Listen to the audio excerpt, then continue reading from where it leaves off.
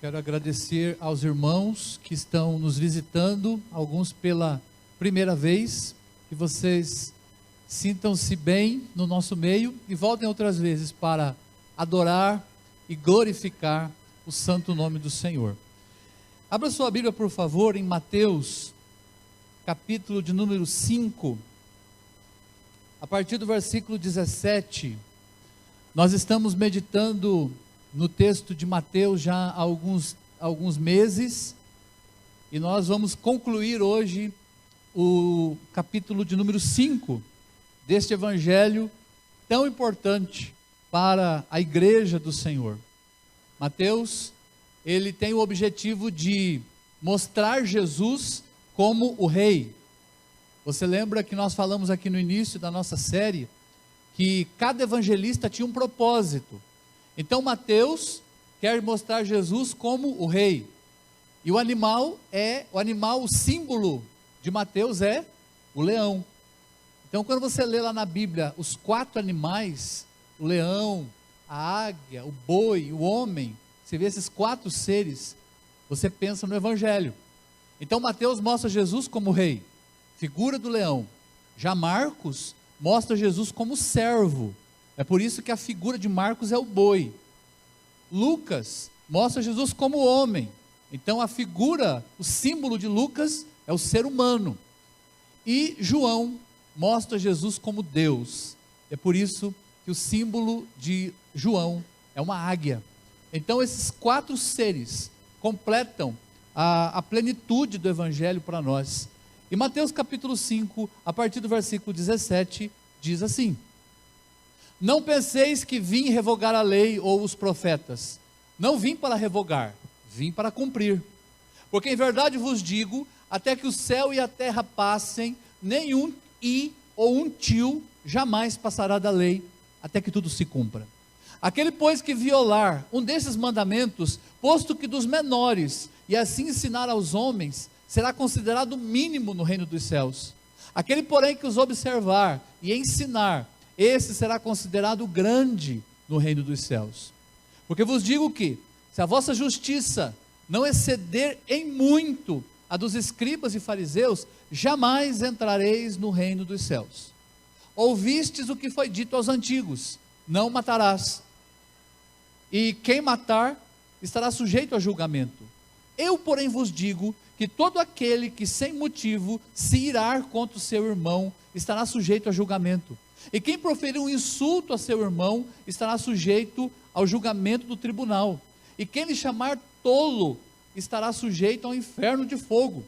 Se, pois, ao trazeres ao altar a tua oferta, ali te lembrares de que o teu irmão tem alguma coisa contra ti, deixa perante o altar a tua oferta, vai primeiro reconciliar-te com teu irmão, e então, voltando, faze a tua oferta.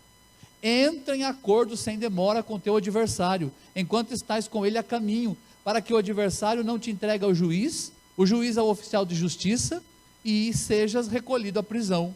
Em verdade te digo que não sairás dali, enquanto não pagares o último centavo. Ouviste o que foi dito: não adulterarás. Eu, porém, vos digo: qualquer que olhar para uma mulher com intenção impura no coração, já adulterou com ela. Se o teu olho direito te faz tropeçar, arranca-o e lança-o de ti, pois te convém que se perca um dos teus membros, e não sejas todo o teu corpo lançado no inferno. Se a tua mão direita te faz tropeçar, corta-a e lança de ti, pois te convém que se perca um dos teus membros, e não vá todo o teu corpo para o inferno. Também foi dito: aquele que repudiar a sua mulher, dê-lhe carta de divórcio. Eu, porém, vos digo: qualquer que repudiar a sua mulher, exceto em caso de relações sexuais ilícitas, a expõe a tornar-se adúltera, e aquele que se casar com a repudiada, comete adultério. Também ouviste o que foi dito aos antigos: não jurarás falso, mas cumprirás rigorosamente para com o Senhor os teus juramentos. Eu, porém, vos digo: de modo algum jureis, nem pelo céu, por ser o trono de Deus, nem pela terra, por ser estrado de seus pés, nem por Jerusalém, por ser cidade do grande rei. Nem jures pela tua cabeça, porque não podes tornar um cabelo branco ou preto. Seja porém a tua palavra sim, sim, não, não. o que passar disso vem do maligno. Ouviste o que foi dito, olho por olho, dente por dente. Eu, porém, vos digo, não resistai ao perverso, mas a qualquer que te ferir na face direita, volta-lhe também a outra. Ao que quer demandar contigo e tirar-lhe a túnica, deixa-lhe também a capa. Se alguém te obrigar a andar 1 milha, vai com ele 2. Dá a quem te pede, e não voltes as costas ao que deseja que lhe emprestes. Ouviste o que foi dito, amarás o teu próximo e odiarás o teu inimigo. Eu, porém, vos digo, amai os vossos inimigos e orai pelos que vos perseguem, para que vos torneis filhos do vosso Pai Celeste, porque Ele faz nascer o seu sol sobre maus e bons, e vir chuvas sobre justos e injustos. Porque se amardes os que vos amam, que recompensa tendes? Não fazem os publicanos também o mesmo? E se saudardes somente os vossos irmãos, que fazei demais? Não fazem os gentios também o mesmo? Portanto, sede vós perfeitos, como perfeito é o vosso Pai Celeste. Amém. Vamos orar. Senhor, estamos diante da Tua palavra, e agora pedimos a Tua iluminação, para entendermos as verdades do Senhor para a nossa vida, e sermos abençoados e edificados, também confrontados nesta noite. Nós te agradecemos por essa oportunidade e te louvamos em nome de Jesus. Amém. Nós estamos estudando o livro de Mateus, e especialmente o primeiro discurso do rei. Esse aqui é o conhecido Sermão do Monte, é o sermão inaugural de Jesus, e esse sermão, ele mostra as bases do reino de Deus, no que o reino de Deus está fundamentado. Então Jesus está ensinando os seus discípulos, e ele já falou sobre a verdadeira felicidade, as bem-aventuranças. Depois Jesus passou a falar sobre a nossa influência. Nós somos sal e luz do mundo, e nós não podemos ser sal e luz se nós não formos bem-aventurados, não formos mansos e misericordiosos. Também, na semana passada nós falamos que todo cristão é sal e luz, porque aonde ele está, ele faz diferença. E o sal, ele tem o poder de causar diferença, provocar sede, e a luz tem o poder de trazer a verdade, de iluminar, de mostrar o caminho para as pessoas. A luz também, ela não pode ser escondida, e a luz não é egoísta. Ninguém acende uma lanterna e começa a olhar na lanterna. Você acende uma lanterna para mostrar para outro caminho, para apontar a direção para outro. E Jesus falou uma coisa interessante, na semana passada, que nós lemos aqui.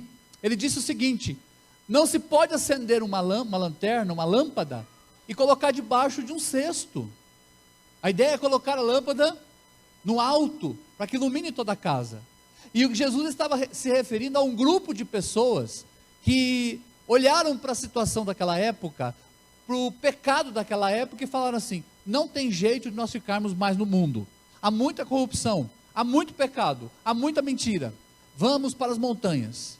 E esse grupo se refugiou nas montanhas. Então eles foram ser sal e luz no escondido. Não é esquisito? Então eles ficavam, é como se a luz fosse acesa, e eles ficassem debaixo de um cesto, porque eles estavam escondidos nas montanhas. Na Idade Média, aconteceu a mesma coisa, que os monges, eles se refugiaram em mosteiros, dizendo o seguinte: nós não queremos nos contaminar com a podridão do mundo. E eles ficaram reclusos nesses lugares, e eles não influenciaram a sociedade onde eles estavam. E nós agora estamos no mundo. Não cometa o erro de se isolar do mundo, mas você está no mundo para ser sal e ser luz, para mostrar uma diferença e apontar o caminho para Jesus. Nós não chamamos as pessoas para que elas venham até nós, para que sejam seguidoras de nós, nossas seguidoras, mas nós apontamos o caminho para Jesus. Ele é o Salvador. Não é nem a igreja presbiteriana. Estarmos nessa igreja é um detalhe, abençoado inclusive, amamos essa igreja, mas a igreja presbiteriana não salva. Quem salva é Cristo Jesus. Então nós apontamos para o Salvador, apontamos para Jesus. E Jesus então está aqui falando quais são os pilares do reino de Deus. E agora ele vai mexer com um assunto espinhoso para os judeus. Porque os judeus se orgulhavam de ter recebido das mãos de Deus a lei. Moisés recebeu no monte a lei, composta de 10 mandamentos da lei moral, que eu creio que você já conhece todos eles, mas também ela continha outros 603 mandamentos, que diziam respeito à conduta deles, diziam respeito a regras alimentares. A lei era dividida em 3 partes: a lei moral, nos 10 mandamentos, a lei civil, que fazia parte da constituição do povo de Israel, e a lei cerimonial, que eram os sacrifícios de sangue. Então, quando alguém cometia um pecado, a lei dizia: pegue um animal, mate esse animal, derrame o sangue sobre o altar, e o teu pecado será perdoado. E esse animal aponta para Cristo. Então, Cristo é o nosso cordeiro, que tira o pecado do nosso coração. João Batista declarou isso: eis o cordeiro de Deus, que tira o pecado do mundo. E muita gente tem confusão na mente a respeito da lei. Muita gente olha o Velho Testamento e diz: aqui diz uma coisa, e o que diz no Novo? Por que o Novo Testamento diz isso? Qual é o propósito do Novo? Qual é o propósito do Velho? Há contradição nos dois? Não há. E a ideia é exatamente essa. Preste muita atenção nessa questão da lei. Você já construiu uma casa? O que você faz para fazer uma casa? Você faz um projeto e a primeira coisa que é feita é um alicerce. Ali você coloca colunas, você coloca vigas, os pedreiros aí me corrijam se eu estiver errado. Aí você faz um buraco para colocar as colunas, as sapatas que vão sustentar essa casa. A ferragem, e esta etapa é muito importante, porque ela vai sustentar a casa. Imagine a lei como essa ferragem, esse alicerce que Deus deu para Moisés. E agora, o que é o Evangelho? O Evangelho é a casa completa. É por isso que a Bíblia fala que a glória da segunda casa será maior do que a primeira. Porque a lei era o alicerce, mas a casa agora é o Evangelho. O Evangelho está construído em cima da lei. Então observe só, nós não podemos construir uma casa só com a parte exterior sem o alicerce. Também você não pode pegar o Evangelho e falar: eu quero descartar o Velho Testamento, não preciso do Velho Testamento, eu só quero o Novo Testamento. Seria uma casa sem alicerces. Haverá rachaduras em todas as paredes. Essa casa não se sustentará. Mas também seria muito esquisito de você falar assim: eu gosto de alicerce. Eu vou fazer uma casa, eu vou morar nela, eu vou fazer toda aquela ferragem. Já viu construção abandonada? Cheia de mato. Está lá os ferros, as colunas. Alguém começou, não deu conta de construir e ficou lá, abandonado aquele alicerce. Assim também é uma pessoa que quer viver debaixo da lei. Ele está lá o alicerce e ele diz: eu vou morar aqui agora. Eu vou colocar umas flores aqui, vou armar uma barraca aqui. Eu não preciso do Evangelho, eu já tenho a lei. Esse foi o erro dos judeus. Ficaram só com o alicerce e as ferragens, e não quiseram a casa que o Senhor estava dando a eles. Portanto, hoje nós vamos falar sobre o discurso do rei sobre a lei. O que o discurso do rei e a lei têm a nos ensinar? Eu separei 5 coisas, e nós vamos concluir no final sobre o objetivo da lei. Primeira ideia é Jesus e a lei. Como que nós lidamos com Jesus e a lei? Observe aí, versículo de número 17: não pensem que eu vim revogar a lei ou os profetas. Não vim para revogar, eu vim para cumprir. Palavra cumprir, no grego essa palavra, ela é muito interessante. Ela significa o seguinte: na época eles usavam pedras para construir as coisas, e aí eles pediam, por exemplo, para o escravo, ou para o empregado, ou até mesmo para o filho: pega uma vasilha, pega um balde, e vai buscar uma pedra para mim. Vai buscar pedra. Ou você pediu para o seu filho buscar água para você? O que teu filho traz? Ele traz um tanto assim, que ele tem medo de derrubar. Dificilmente uma criança enche o copo. Então você fala, menino, enche o copo, vai buscar mais. Então aquela criança, ou aquele funcionário, ia buscar pedra, mas trazia uma pedra só no balde. E aí então, quando chegava, falou, cadê o resto? Busque mais. Então a palavra cumprir significa encher todo o balde, encher toda a vasilha. Como assim? O que a lei do Antigo Testamento significa? São as primeiras pedras. Por exemplo, não adulterarás. É uma pedra no balde. E os judeus olhavam para essa pedra e falavam, nós não vamos adulterar. Aí Jesus vem para cumprir essa palavra. E ele diz, sabe o que significa não adulterar? E ele vai colocando mais pedra no balde. A ponto de, se eu olhar para alguém com intenção impura, o que o texto diz? Já cometemos adultério. Então Jesus, ele é o intérprete perfeito da lei, porque foi ele mesmo que deu a lei. Ele estava lá quando a lei foi dada para Moisés. C.S. Lewis, nas Crônicas de Nárnia, mostra o leão Aslan, e eu estou contando o filme para você, porque sabe que eu preciso fazer isso, senão eu passo mal, eu tenho que contar o final do filme, mas eu quero que você assista. Você assista o leão, a feiticeira e o guarda-roupa. Lá o leão simboliza Cristo, Aslan é Cristo, e os meninos representam a humanidade, inclusive um é o traidor, e um deles se aliou à feiticeira branca, que ali simboliza o diabo. E aí então o leão se encontra com a feiticeira branca, e ele propõe morrer no lugar do menino, ele se entrega no lugar do menino. Aí então a feiticeira branca diz, quem me garante que você vai cumprir, o que a lei diz? E ela fala, quem me garante que você vai cumprir a magia profunda, se referindo à lei? E aí então o leão rosna, ele dá um esturro e fala, não fale da magia profunda, porque eu estava lá quando ela foi escrita. A magia profunda é a lei. Então Jesus estava lá quando a lei foi escrita, e é por isso que quando ele vem, ele diz assim, eu posso dizer o que significa a lei, porque os judeus idolatravam a lei, eles não trabalhavam no sábado, não andavam mais que 800 metros no sábado, não acendiam fogo em casa no sábado, eles não comiam peixe de determinados tipos de procedência, o peixe de couro tinha que ser com escamas, eles não comiam carne de alguns animais, tinha que ter o casco fendido e ruminar. Então esses judeus estavam apegados à lei, amavam a lei, idolatravam a lei, o alicerce, mas não estavam preparados para construir uma casa nova, estavam apegados a uma antiguidade. E então Jesus diz, eu vim para cumprir. Vocês ouviram uma ideia da lei, uma pedra no balde, eu vou agora mostrar o que significa toda a lei, e ele enche o balde de pedras para a igreja.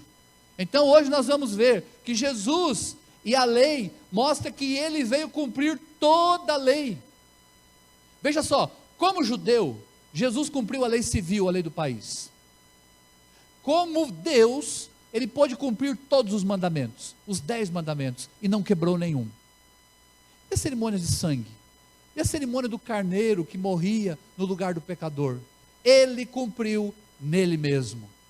Ele foi para a cruz, onde derramou seu sangue puro para perdoar o nosso pecado. Então, meus irmãos, Jesus e a lei mostram claramente que os dois estão conectados, porque ele veio para cumprir a lei. E agora uma coisa interessante que ele diz aqui no versículo 18, é verdade vos digo, até que toda a terra passe, nenhum tio, nenhum i passará da lei, até que tudo se cumpra. A lei não passa, ela está em vigor até hoje. Mas você pergunta, mas espera aí, eu tenho que guardar toda a lei? O que eu faço com a lei? E a primeira pergunta que surge é, você consegue guardar a lei? E a resposta é, não consigo, porque Jesus mostrou que se eu olhar para uma mulher com intenção impura, já cometi adultério. Então aqui no mínimo nós temos adúlteros, adúlteras e assassinos e assassinas, porque Jesus falou também, que se você tiver ódio de alguém, você já matou essa pessoa. Então nós não conseguimos cumprir a lei. Imagina a cena, a lei é aquela mulher, imagina você casado com uma mulher, difícil, uma mulher complicada. Não é igual a sua não, a sua é uma benção. A lei, ela é exagerada. Tudo que você faz, ela fala, não está bom, não está bom, você não presta, você não presta. Imagina você chega em casa, trabalhou o dia inteiro e a sua mulher fica lá. Você não fez o que deveria, você errou. E o detalhe, não tem como separar dela, tá? Ela também não morre. Essa mulher é a lei, porque aqui passa o céu e a terra e não cai nem o I nem o J da lei. E agora? Sabe o que acontece quando você crê em Jesus?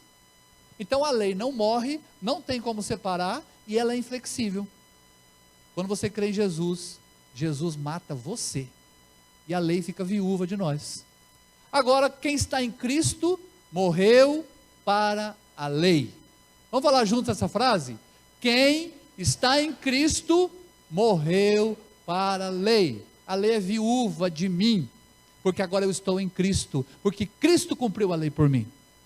Eu estou na cruz de Cristo, eu não estou mais debaixo da lei. Mas agora, uma pessoa que não creu em Cristo, uma pessoa que ouviu o Evangelho, mas rejeitou o Evangelho, não entregou a vida para Cristo, ele continua vivo e continua pegado à lei. A lei está sobre ele. Sabe o que vai acontecer quando Jesus voltar? Ele vai ser julgado porque ele quebra a lei, porque ele está unido com a lei, e as condenações da lei estão sobre ele. É por isso que ele vai para o inferno, porque a lei toda pesa sobre ele. A lei não pesa mais sobre quem está em Cristo.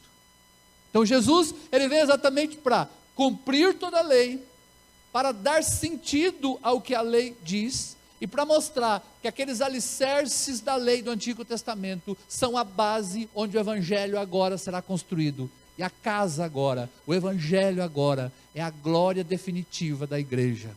E nós estamos na melhor situação de todos os tempos. Nós vivemos o tempo da graça, o tempo da igreja, onde a lei já foi cumprida por Cristo, e agora nós caminhamos em novidade de vida, em graça, rumo aos céus. Não pelas nossas obras, mas pela obra de Cristo. Então Jesus veio cumprir a lei e dar um sentido completo para nós. Mas aí ele começa a explicar algumas coisas da lei.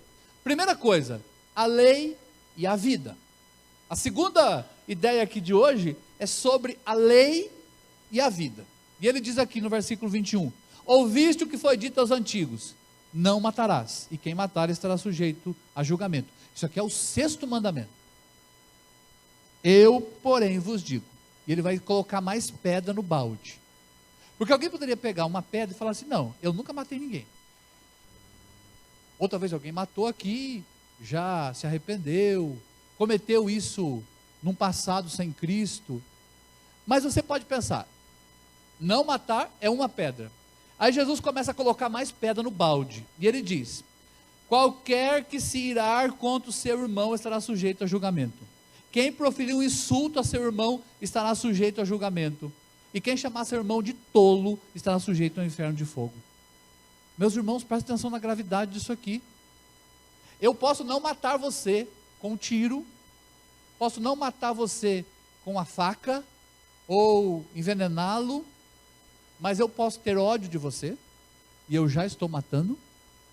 Eu posso chamar você de tonto, de tolo, de idiota, e as crianças fazem isso, e às vezes na nossa casa nós falamos isso, porque os nossos filhos aprendem dessa forma, fulano é um tonto, fulano é louco, ele é um idiota, porque eu estou desmerecendo essa pessoa que foi criada à imagem e semelhança de Deus. Isso é tão grave quanto assassinato.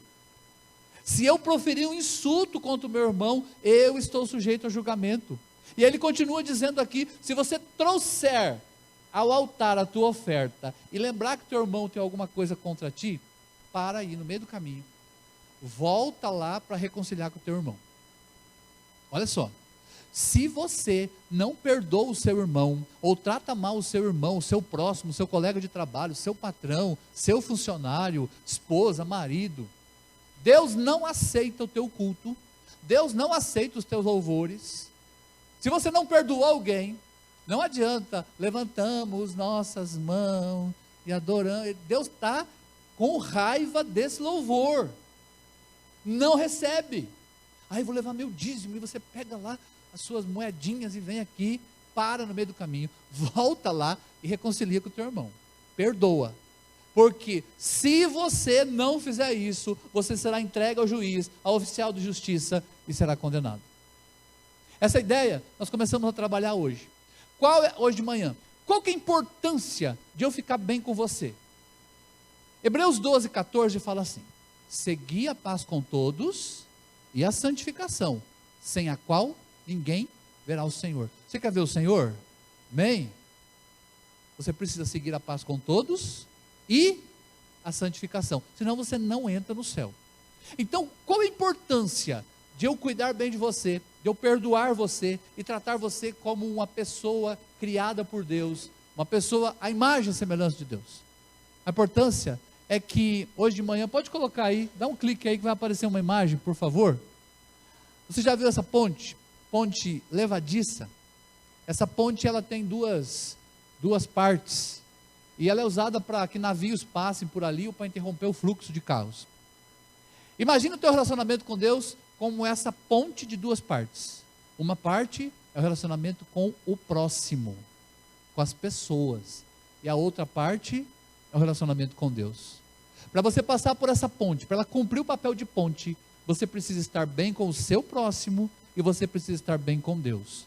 Caso contrário, não entra no reino dos céus. Isso é muito sério. Resolva os problemas que você tem com a sua família. Resolva os problemas que você tem com pessoas. E eu sei que tem muita gente que frustrou você, te decepcionou, mas perdoe enquanto é tempo. Então, Jesus começa a mostrar a importância da vida. Não mate o seu irmão. Não, nunca cometi assassinato, não. Não mate tendo ódio dele. Não mate chamando ele de tolo. Deus, ele tem uma preocupação especial com a vida. Tanto é que lá na lei, no alicerce do evangelho, o alicerce da igreja, está escrito assim: se um homem estiver brigando com outro homem, e a mulher grávida for separar a briga, e por algum motivo, ela for atingida na barriga, de modo que venha a morrer a criança, ela ter um aborto, a pessoa que bateu nela vai morrer. Então Deus tinha uma preocupação com a vida, desde a concepção, porque o Salmo diz que o Senhor me viu, a substância ainda informe, e no livro de Deus foram escritos todos os meus dias.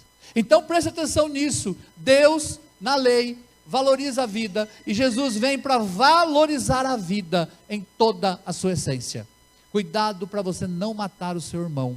Cuidado para você não chamá-lo de tolo ou proferir qualquer ofensa contra ele.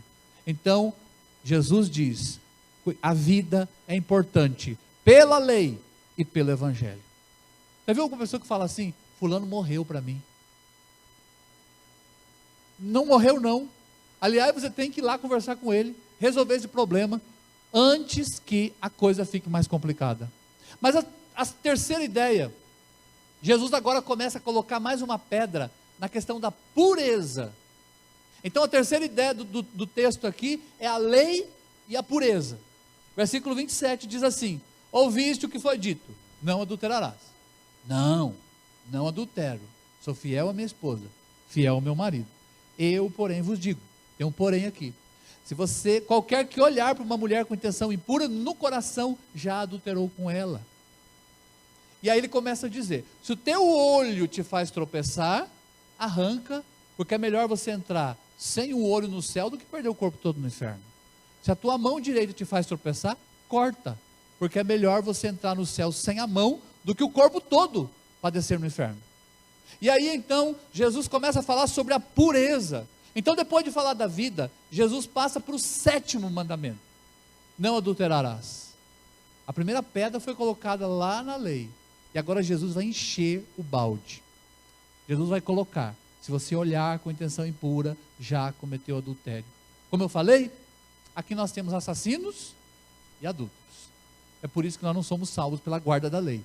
Precisamos de alguém poderoso que cumpra a lei por nós. E aí Jesus, ele começa a explicar a questão aqui da infidelidade sexual.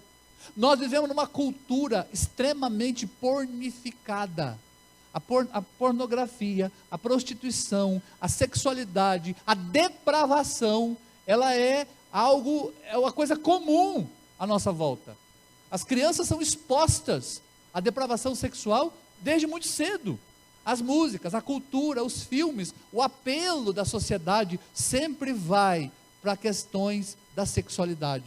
Mas aí você lembra que o Deus que você serve é um Deus santo.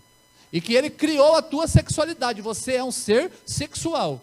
Mas Ele também criou o casamento para que você expresse a sua sexualidade dentro do casamento. E o que passar disso, qualquer outra coisa feita fora do plano de Deus, do casamento, é pecado. É quebra do 7º mandamento.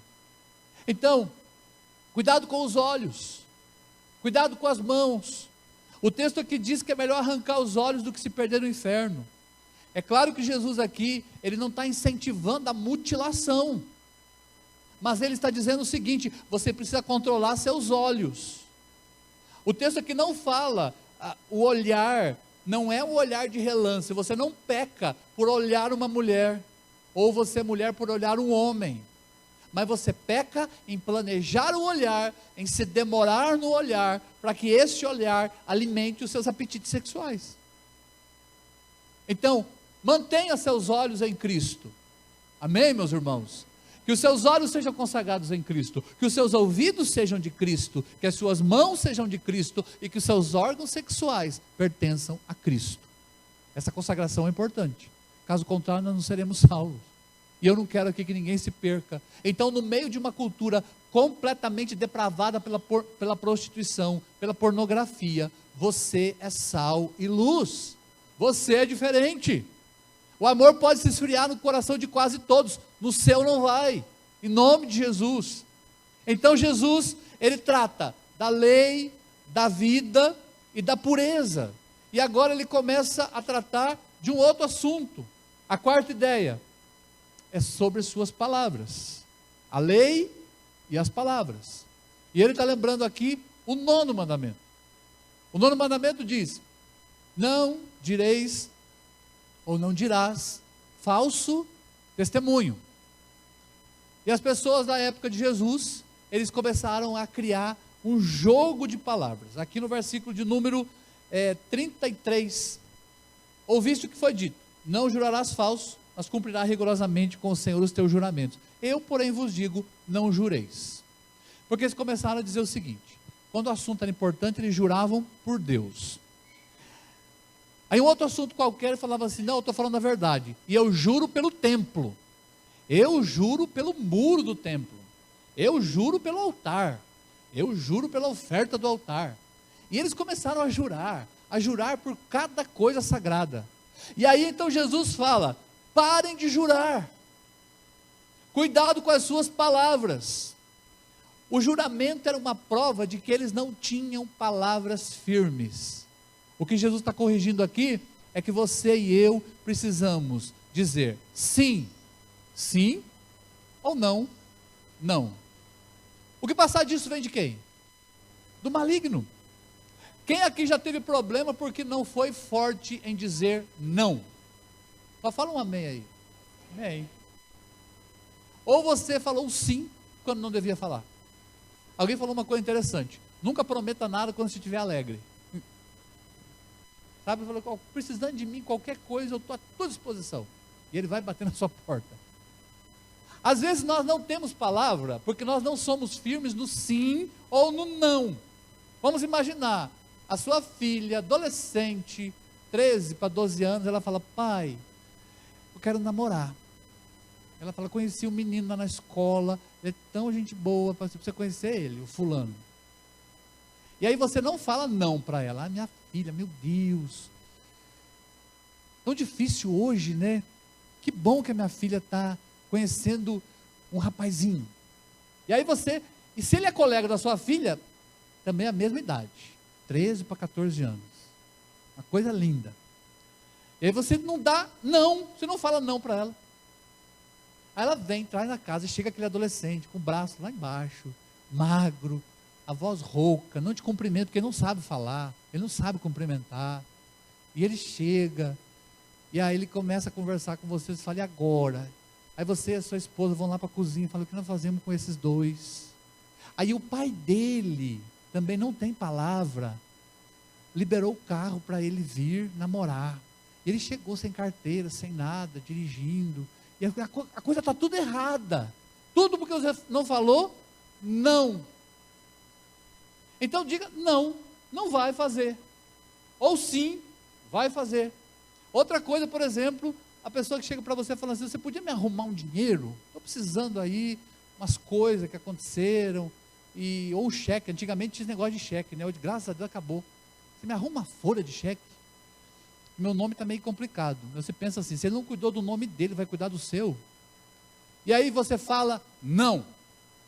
É melhor você falar não, e ele ficar bravo com você umas 2 semanas, um mês, do que você falar: tá bom, leva lá, e você ter uma dívida, ficar enrolado para o resto da vida, perder a amizade, porque eles vão embora, não vão ficar mais perto de você. Então, é ter uma palavra firme: sim, sim, ou não, não. A Bíblia diz que você não pode ficar como avalista de alguém. O pessoal fala assim: eu estou precisando de alguém que assine. É coisa boba, é coisa simples, só assina no banco lá. Não, assino para você.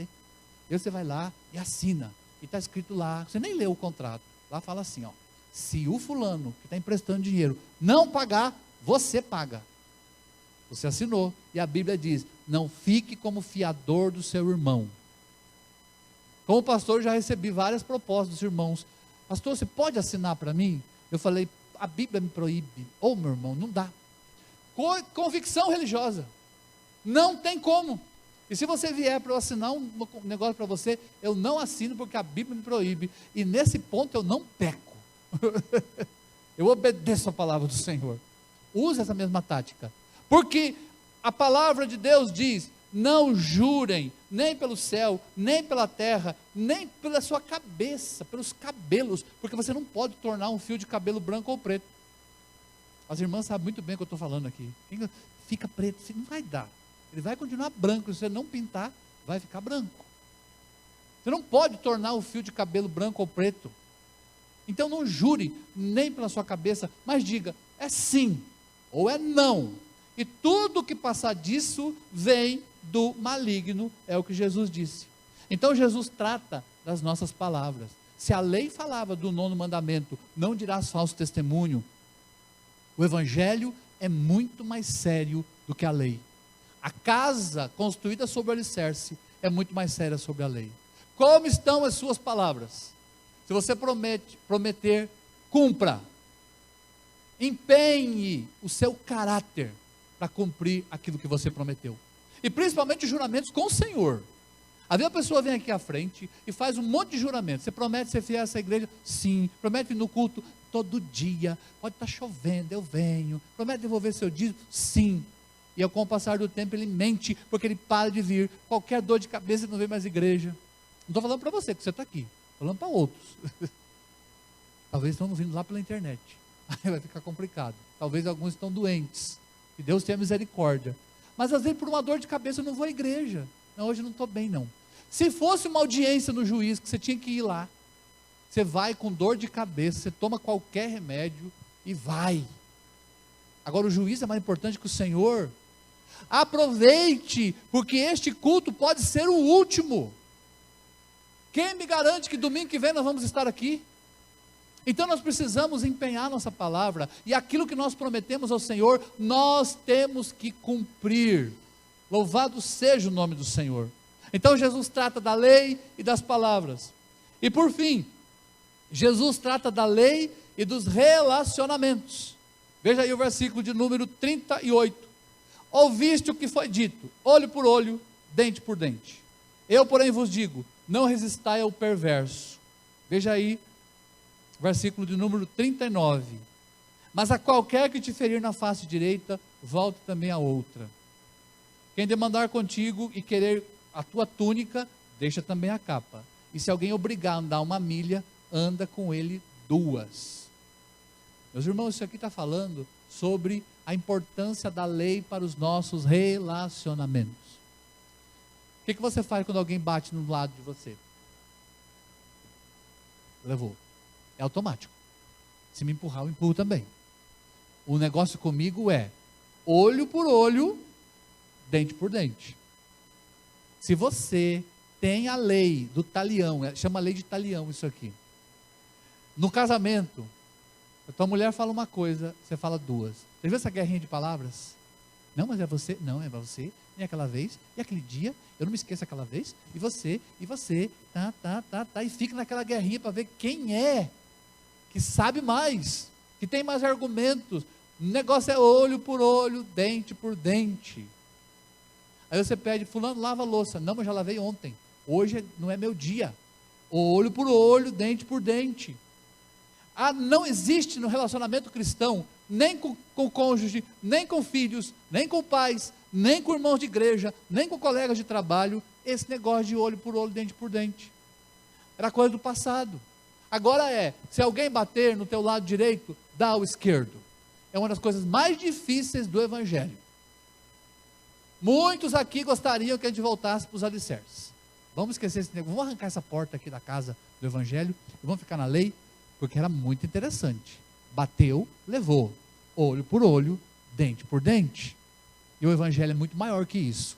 Mostra Deus. O evangelho mostra a presença de Deus. Se bater no rosto, dá o outro lado. Se alguém falar assim, me dá a tua capa aí, eu tiro também a outra parte da roupa e entrego. Se alguém chegar e obrigar, anda 1 milha comigo, ande 2. E Jesus está falando de um contexto, como que esse negócio de obrigar alguém a andar 1 milha? Porque os soldados romanos, quando chegavam em Jerusalém, eles traziam as suas armas, a bagagem, e qualquer pessoa que estivesse passando, eles falavam, ei, pega minha bagagem aqui, as minhas armas, e leva até lá o quartel. Eles obrigavam as pessoas a carregar bagagem. Você lembra quando Simão Cirineu estava voltando do campo, no dia que Jesus estava carregando a cruz? O que os romanos fizeram? Obrigaram ele a carregar a cruz. É nesse sentido que Jesus fala aqui. Se alguém obrigar você a andar 1 quilômetro, leva minhas armas. 1 quilômetro. Você fala, não pode deixar que eu levo 2. É mostrar que se você está em Cristo, se você é um cidadão do reino de Deus, a tua justiça, a tua bondade, o teu amor e a tua misericórdia são insuperáveis. Você não dá, você não ajuda somente quem te ajuda, mas você ama e ajuda, inclusive, os seus inimigos. E aí, para concluir, Jesus completa dizendo, ouviste o que foi dito, amarás o teu próximo e odiarás o teu inimigo. Aliás, eu digo o seguinte, meus irmãos, se nós levássemos a sério esse negócio aqui, de que quando alguém nos ofende, a gente dá o outro lado, quando alguém obriga a gente a fazer alguma coisa, a gente dá além, nós nunca teríamos problema de relacionamento. Não haveriam brigas em casa. Aí você pode pensar assim, mas se eu fizer isso, só eu vou trabalhar em casa. Não tem problema, experimente a ver onde é que vai esse negócio. Mostre uma diferença em Cristo. Nós queremos que a coisa seja feita de maneira nossa, para a nossa justiça. Deus fala, a tua justiça deve superar em muito a justiça dos fariseus. E ele completa dizendo, olha o versículo 43, ouviste o que foi dito, amarás o teu próximo e odiarás o teu inimigo. Eu, porém, vos digo, amai os vossos inimigos e orai pelos que vos perseguem, para que vos tornei filhos do vosso Pai Celeste, que faz nascer o seu sol sobre maus e bons, e vir chuva sobre justos e injustos. Porque se amardes os que vos amam, que recompensa tendes? Não faz os publicanos também o mesmo? E se saudardes somente os vossos irmãos, que fazei demais? Não faz os gentios também o mesmo? Portanto, sede vós perfeitos, como perfeito é o vosso Pai Celeste. Para concluir, o cumprimento de toda a lei é o amor. Veja aí essa frase. Vamos falar juntos? O cumprimento da lei é o amor. Olha o que eles fizeram. Ouviste o que foi dito, amarás o teu inimigo, o teu próximo e odiarás o teu inimigo. Eles estão citando aqui Levítico 19, 18. Aí por curiosidade você vai lá em Levítico 19, 18. E sabe o que está escrito em Levítico 19, 18? Está assim, não te vingarás, nem guardarás ira contra os filhos do teu povo, mas amarás o teu próximo como a ti mesmo, eu sou o Senhor. Você ouviu alguma coisa aqui na lei, Levítico eu estou lendo, sobre odiar o inimigo? Não. Então é como se você pegasse aquele balde, e a primeira pedra é: ame o teu próximo como a ti mesmo. Ótimo. Sabe o que eles fizeram? Eles interpretaram e adicionaram na lei: odiarás o teu inimigo. Isso aqui foi coisa deles. É por isso que Jesus falou: qualquer pessoa que tirar alguma coisa da lei, ou acrescentar alguma coisa, será réu da punição, réu de punição. Porque eles adicionaram aqui: odiarás o teu inimigo. Jesus não fala sobre isso. Aliás, Jesus fala o seguinte em Êxodo 23, é lei: se você encontrar perdido o boi ou o jumento do teu inimigo, você deve reconduzi-lo. Se o jumento do teu inimigo estiver caído debaixo da carga, você deve ajudá-lo a levantar-se. Aqui não está falando de odiar o inimigo, foram eles que colocaram. É por isso que Jesus fala: eu, porém, vos digo, amai os vossos inimigos e orai pelos que vos perseguem. Aliás, o crente não pode ter inimigo. Os inimigos não podem ser porque eu provoquei esses inimigos. Às vezes os inimigos se levantam porque eles se acham nossos inimigos, mas não porque você provocou. Então, quando Jesus completa a ideia aqui, ele diz assim: amem o teu próximo e orem e amem até os inimigos. E ele fala aqui: se você cumprimenta só os teus irmãos, que recompensa tendes? Então, se você chega para alguém, imagine que a gente chega num lugar aqui, você está lá no mercado, em algum lugar, eu falo: que a paz de Cristo e o Senhor Jesus Cristo esteja com você. E aí eu chego para o rapaz que está arrumando repondo ali na prateleira, e eu falo: e aí, beleza? Eu estou cometendo um pecado. Porque se eu dou a paz de Deus, do Senhor, a graça e a paz, cada igreja tem uma forma de tratar. Se eu trato você assim, eu preciso tratar também quem não é da igreja da mesma forma. E muita gente diz: ah, você é de paz? Então eu vou dar a paz para você. Você ainda não é da igreja? Ah, então você não vai receber a paz. Meus irmãos, que maldade é essa? É por isso que nós não cumprimentamos ninguém de maneira diferente. Dá bom dia, oi, olá, boa tarde. Porque se eu dou a paz, e eu tenho que dar paz, eu dou para você que está em Cristo, e eu quero que a paz de Cristo também esteja sobre aquele que ainda não conhece a Cristo. Então ele fala: que recompensa vocês têm se vocês cumprimentam só os seus irmãos? Os publicanos fazem a mesma coisa. Se vocês amam só quem ama vocês, que recompensa vocês têm? E ele termina dizendo aqui: Deus faz vir o sol e a chuva sobre justos e injustos. E a igreja tem que ter esse mesmo olhar, de olhar todas as pessoas como potenciais filhos de Deus, homens e mulheres, criados à imagem e semelhança de Deus. Mesmo que eles se levantem contra nós, mesmo que eles se oponham e nos persigam, nós os amamos em Cristo. E nós os cumprimentamos com a paz do Senhor. Damos a Ele a paz de Cristo, porque o cumprimento da lei é o amor. E eu e você temos o desafio aqui de sermos perfeitos, como perfeito é o nosso Pai Celeste. Isso é ser sal, isso é ser luz, isso é cumprir a lei. Eu sei que a gente tem dificuldades com a lei. A gente é muito vingativo. Nessas horas quando alguém nos provoca, a gente gosta de voltar lá para a lei, olho por olho, dente por dente. E Jesus fala: eu, porém, vos digo, amai os vossos inimigos, orai pelos que vos perseguem. Mostrem a diferença, mostrem a presença de Deus na vida dessas pessoas. É por isso que nós cantamos: como é precioso, irmão, estar bem junto a ti. Eu sou um com você, no amor do nosso Pai. E essa igreja está aberta, meus irmãos, para chamar outras pessoas para o Evangelho. O nosso desejo é que mais gente da cidade conheça Cristo. E você vai ser o responsável por essa tarefa. Quando você chegar no seu trabalho amanhã, abençoar todos os seus colegas e falar: que Deus abençoe você, que Deus te abençoe, que mesmo aquelas pessoas que perseguem você, quando você trazer a paz do Senhor aonde você for, nós vamos estar dando uma resposta para esse mundo. E qual vai ser a resposta? A resposta da igreja é o amor. Como está o amor na sua casa? Como você tem tratado as pessoas da sua casa? Como você tem tratado as pessoas que convivem com você?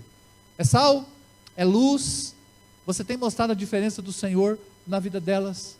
Que Deus tenha misericórdia de nós. Lembrando dessa figura emblemática aqui dessa ponte. Para eu chegar até Deus, eu preciso também estar bem com você.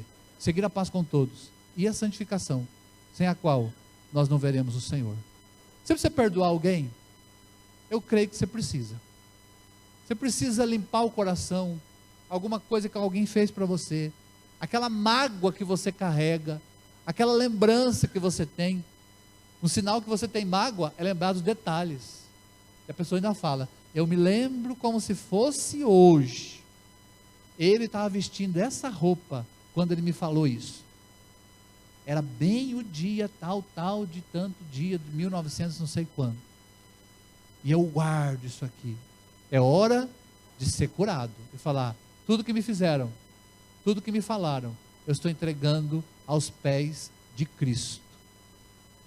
O que você tem para entregar hoje a Cristo? Seu coração, a sua vida.